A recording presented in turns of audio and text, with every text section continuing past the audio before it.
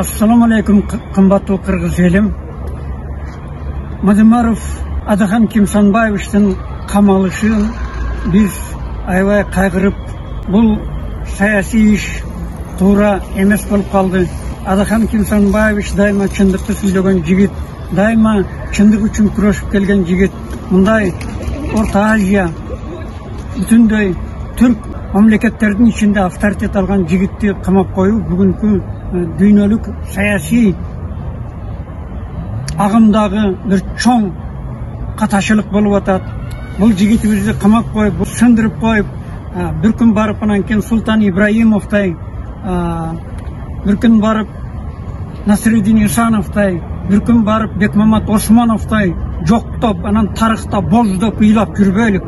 Qımbatlı Kırgız elinin başçıları, sizler Adaxan Kimsanbayevich'tin siyasi bağıttağı qamalışın жақшылап teriştirip beresizler dep ayrıkça sot organları şunu жақшынакай kılıp teriştirip berişingizlerdi biz talap kılat elek. Antkeni бұл jigit Kırgız elinin suymığı daima çındıkты söylegen, eli üçün kuyup jangan, madaniyatlı, jogorku bilimdүү Kırgızdın patriot jigit boyunca daima tarafta kalıp kalat. Keyin barıp bu jigitти atынан elimiz mukrap kalbası eken deyim da. Bu jigitimizni жақшынакай kılıp özünün deputatlık orduga çıkarıp koyuşuңарды talap kılabız biz.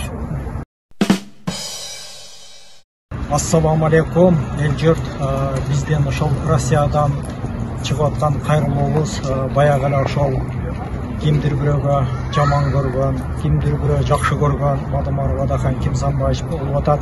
Чындыгында ошол жаңылыктардан көрсөк, ошо Кыргызстанда бир жакшы иштери болсо сүйүнөт экенсиң.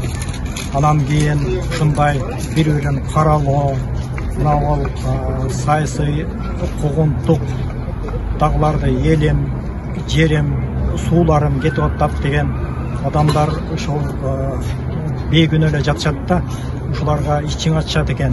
Биз эми калыстык кылып гана айтып атабыз. Чындыгында Мадымаров Adaxan Kimsanbayevich'тин канчалаган закондору ушул иштеп атат. Мына дыйкандар боюнча канчалаган закондор иштеп атыптыр. Мектепке баягы ысык тамак берүү боюнча, анан кийин эми ақтап айта берсе көп экен да.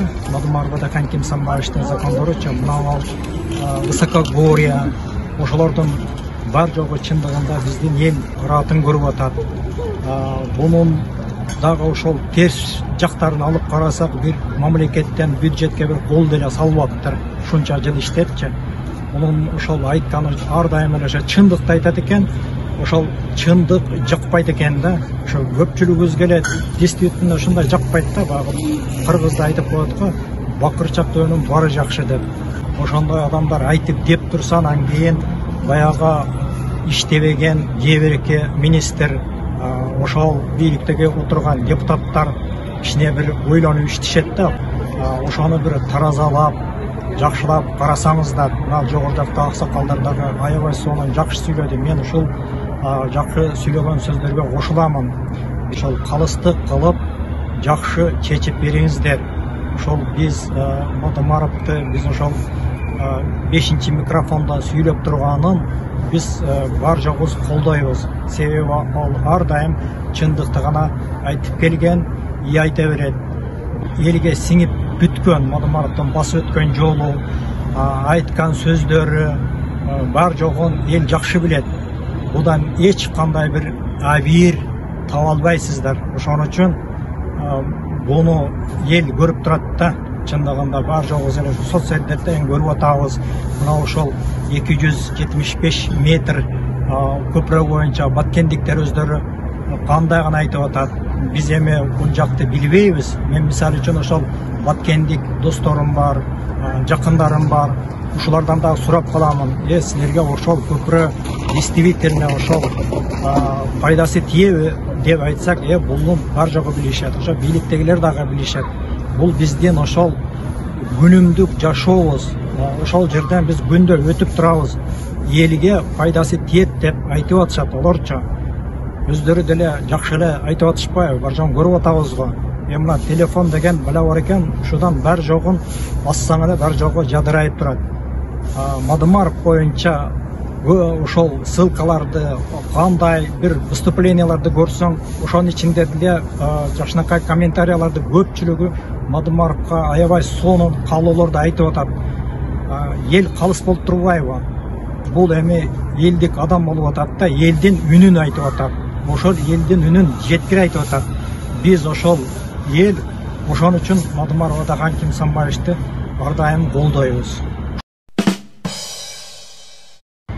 Assalamu alaikum Kırgız elim. Bizden hayırlıyız Sadır Nurgojoyevичке, УКМК'nın жетекçisi Kamçıyek Taşıyevke.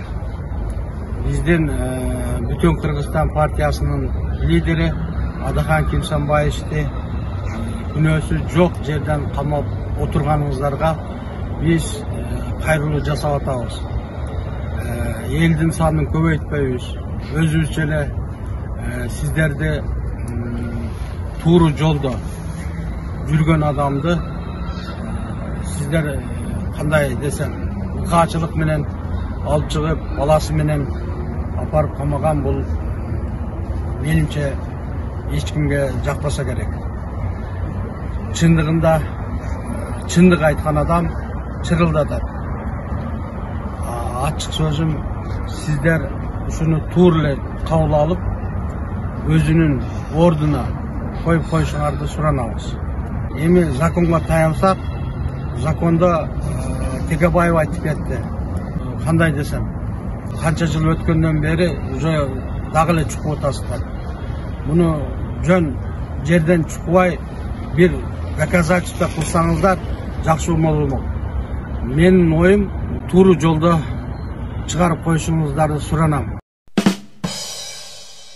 Жалпы Кыргызстандык мекендештер, биз да мына Россия жергесинен кичине болсо да өзүбүздүн кайрылуубузду билгизип коелу деп чечтик.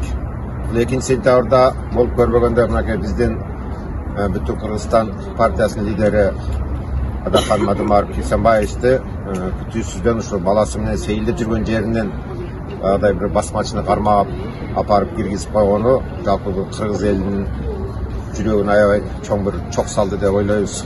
Мадымаров бул өзү законду, мыйзамды аябай сыйлап, өзү эч качан бузбай, бир калыпта келе жаткан лидер эле, буну жөн гана поездка аркылуу деле чакыруу менен деле чакырып, ошол жерде сурактарын жүргүзүп тактап алса жакшы болмок.